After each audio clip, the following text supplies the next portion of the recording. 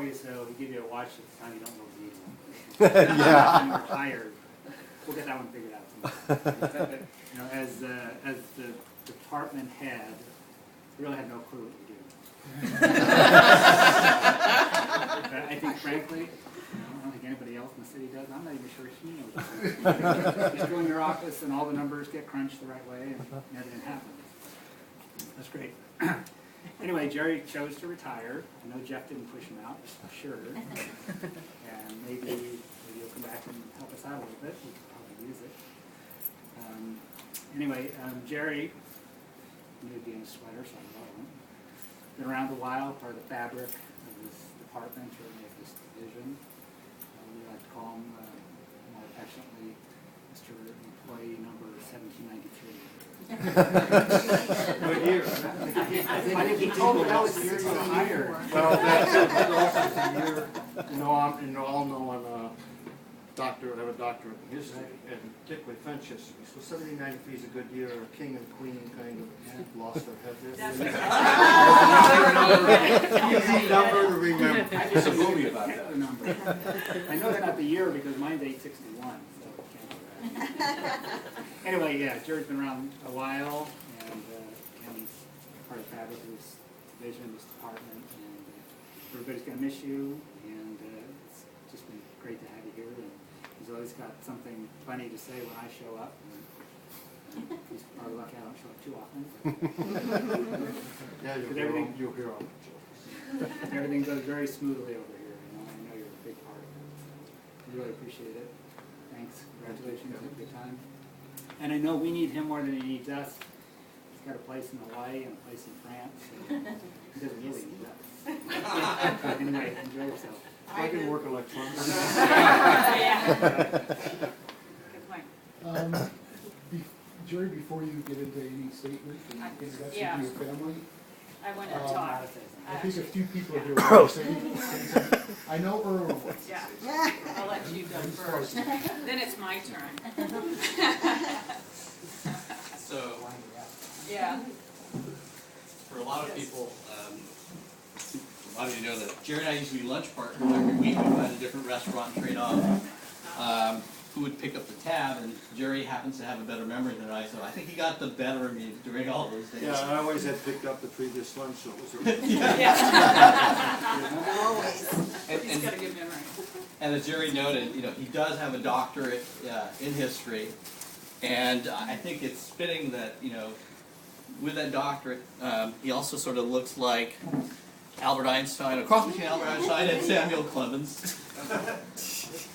And in terms of the history doctrine, he mentioned that it was in French history, but more specifically it was for the anarchists.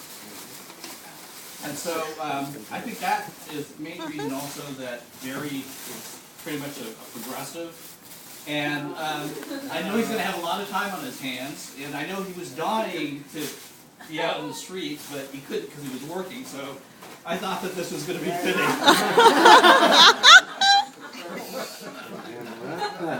So, if you need somebody to bail you out, let me know.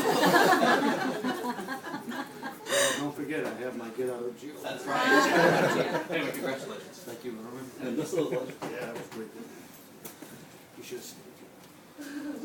Well, I can speak about you from the other side, being a provider that got lots of money over the years as far as how you are on making sure things were done by the book. I remember when you first came to town, we were like, oh Lord, who is this guy?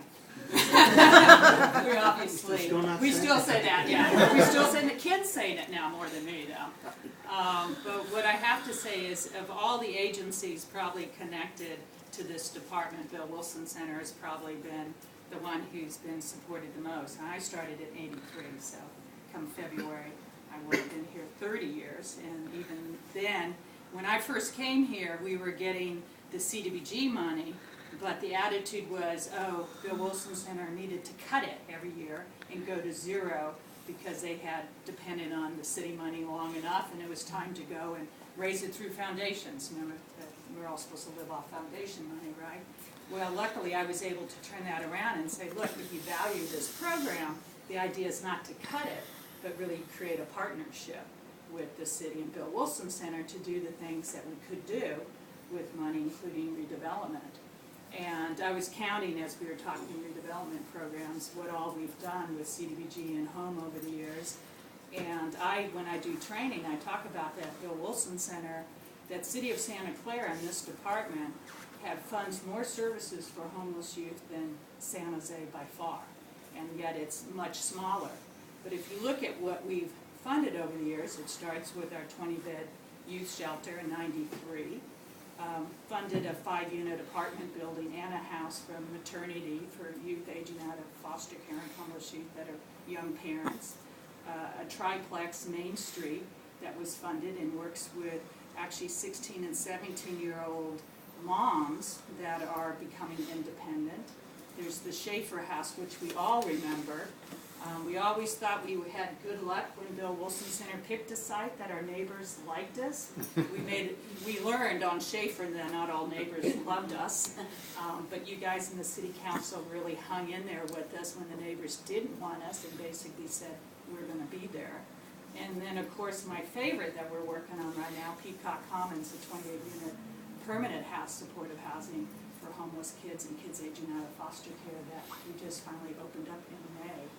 And he was just reminding me when we took over that facility, it was this run-down apartment building that actually was affordable housing already, but it was really kind of a wreck.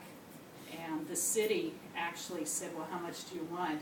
And the city offered me more money than I asked for because they wanted us to really do it right. I still say it was a clerk or a... I'm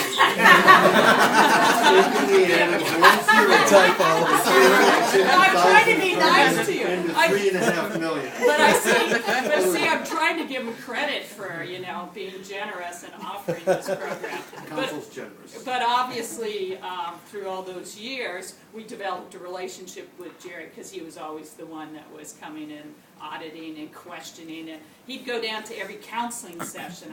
I don't think I had anybody come in who basically counted every number of sessions you did, but I think we're pretty right on. Only a couple times. After a while, you go in a low-risk pool. Yeah, we go in the low-risk pool, we did good. But I did want to say the other thing on a personal note that Jerry and I went through is we adopted our kids the same year. And so we talked a lot about that early on, and I finally got to meet his daughter for the first time, and it was like, oh, because I'm still thinking baby, but they're both now seniors in high school. So that was nice to be able to meet you and have that connection. But I do say I'll miss you, because you have mellowed over the years. You might not see that sometimes. He's mellowed, and then sometimes Jeff gets kind of ornery, so I'm never quite sure how to We have a long history of good cop, bad. Yes, you said what you played, but I do want to say that, it's been great working with you these years, and you've done some great work and really supported us, so thank you, and we'll miss you. But it sounds like we might still have you around for a while, huh? Yeah, Ken's not rid of me yet. Okay, good. So, sorry. Jerry